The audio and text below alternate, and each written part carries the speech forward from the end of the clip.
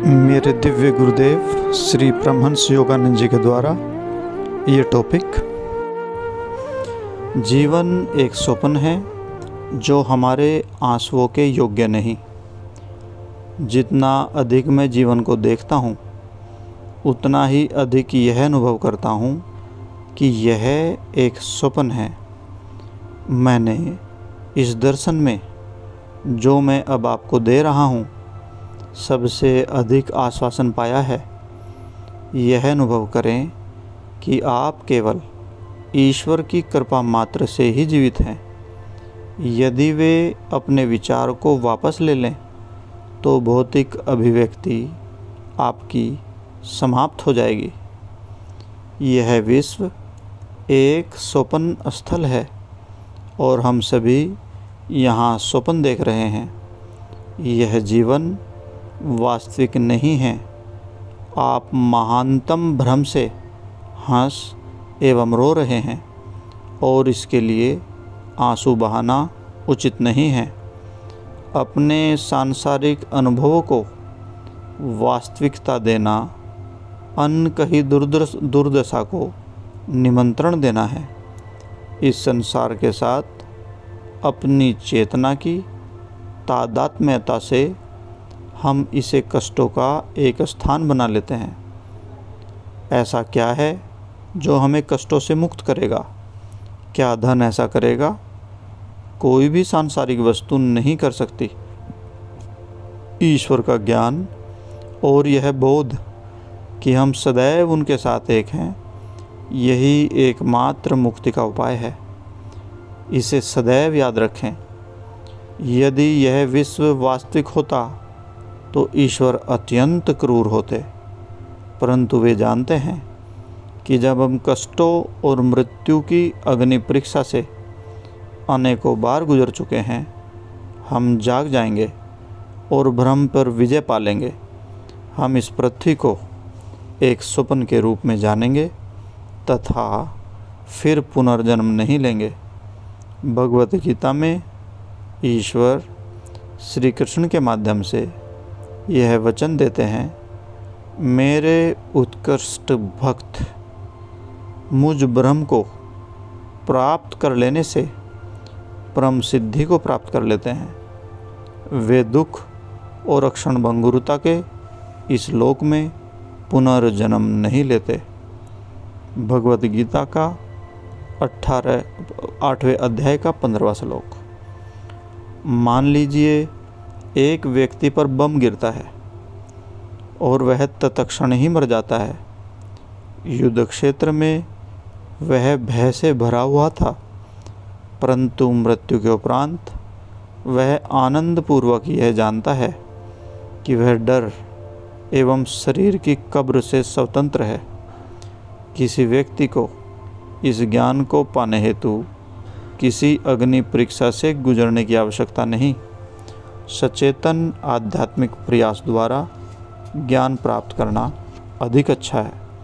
और यदि हम परीक्षणों से गुजरना है, अगर हमें परीक्षणों से गुजरना ही है तो यह उचित मनोभाव द्वारा होना चाहिए।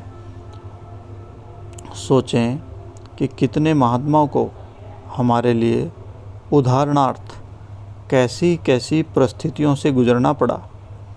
बहुत महात्माओं को बहुत सारे कष्ट सहन करने पड़े। बहुतों को बहुत ही बुरी बीमारियां या बहुत ही कष्ट झेलने पड़े। वे जानते थे कि यह शरीर या शरीर का दर्द या मृत्यु की प्रक्रिया भी केवल स्वप्न ही थे, क्योंकि उन्होंने इसका अनुभव किया था। वे जानते थे कि वे अपने स्वप्न शरीर में जीवन पुनः उत्पन्न कर लेंगे। क्या जीवन और मृत्यु के भ्रम को देखने का यह एक अद्भुत ढंग नहीं है? एकमात्र ढंग यही है। भगवान कृष्ण ने भगवत गीता में अर्जुन को रहस्य उद्घाटन करने वाला उपदेश, पदार्थ की अक्षणभंगुर प्रकृति एवं उसमें निवास करने वाली शांत प्रकृति को स्मरण रखने से प्रारंभ किया। हम अपनी सीमाओं को हम अपनी सीमाओं का, लिमिटेशंस का स्वप्न देखते हैं।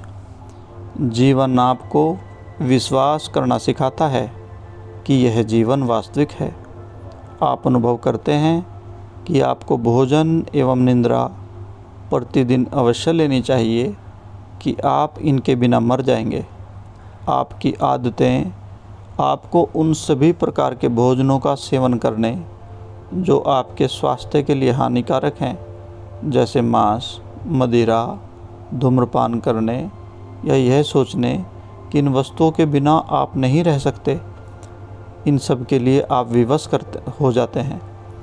हम सभी अपनी चेतना में विभिन्न सीमाओं का दीवानगी से स्वप्न देख रहे हैं, और जब हम गलत व्यवहार के बुरे स्वप्न के गड्ढे में गिर जाते हैं, तब वहाँ से स्वयं को बाहर निकालने में हमें कठिनाई का सामना करना पड़ता है।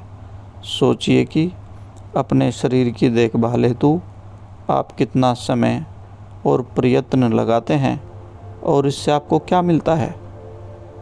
क्या आप जानते हैं कि जितना अधिक आप अपने शरीर के प्रति सजग होंगे, उतने ही अधिक आपको दुख झेलने पड़ेंगे। यदि आप अपने इस स्वप्न शरीर से अत्यधिक एक रूप हैं, तो आप निराशापूर्वक ढंग से भ्रम में डूब जाते हैं। जैसे ही आप स्वप्न विचारों को, जिनमें से ईश्वर ने सब कुछ रचा है, वास्तविक मान लेते हो, यह स्वप्न वास्तविकता आपको स्वप्न कष्ट देना प्रारंभ कर देती है।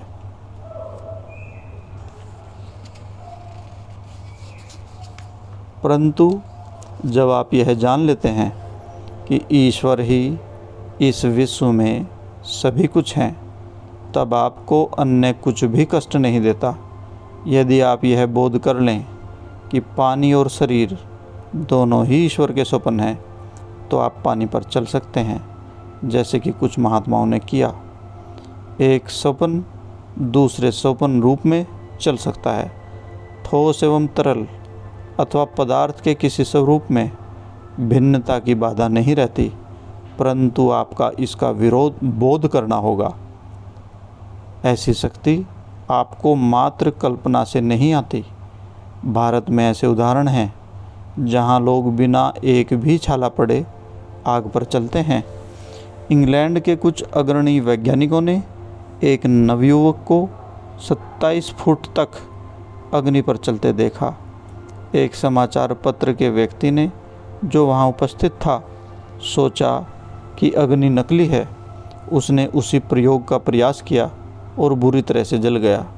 नवयुवक ने विचार की कुछ प्रक्रियाओं द्वारा अपने मन को इस सत्य के लिए विश्वस्त कर लिया था कि अग्नि चेतना के अतिरिक्त और कुछ नहीं है, इसलिए वह उसके शरीर को क्षति नहीं पहुंचा सकी, जो चेतना ही है। जब आप विश्वास करते हैं कि ठंडा मौसम आपको चोट नहीं पहुंचा सकता, तब आप इससे प्रभावित नहीं होंगे। परंतु यदि आप सोचते हैं कि सर्दी से आपको जुकाम हो जाएगा, तब आप बीमार पड़ जाएंगे। बात यह है, आप मन को नियंत्रित करने का अभ्यास नहीं करते। अपने मन के नियंत्रण द्वारा आप अनुभव कर सकते हैं कि यह विश्व एक भ्रम है। इसलिए संतजन और शिष्यों को शरीर को अनुशासित करने पर बल देते हैं और इसे अधिक महत्व न देने को कहते हैं। इसका उद्देश्य शरीर को कष्ट देना नहीं है, अपितु शिष्य को उन सभी कष्टों से बचाने के लिए है जो कि उसे घेर लेंगे। यदि यह विश्वास करता है कि सुख भौतिक वस्तुओं से मिलता है, सुख मन से आता है, अपने मानसिक दृष्टिकोण को बदलें और आप कष्ट का अनुभव नहीं करेंगे। जीवन को सरल बनाना सर्वोत्तम है। मैंने भारत में ऐसे संतों को देखा है जो कि कदाचित ही कभी कुछ खाते हैं और अत्यंत कठोर परिस्थितियों में भी रहते हैं, फिर भी उनके शरीर आश्चर्यजनक रूप से शक्तिशाली होते हैं। एक सामान्य अच्छा भोजन करने वाले, भली भांति देखभाल करने वाले अमेरिकी लोगों से अधिक अच्छे होते हैं।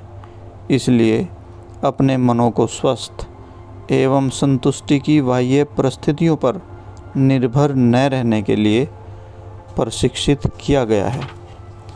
संसार हमारे मनों को भिन्न प्रकार से प्रशिक्षित करता है।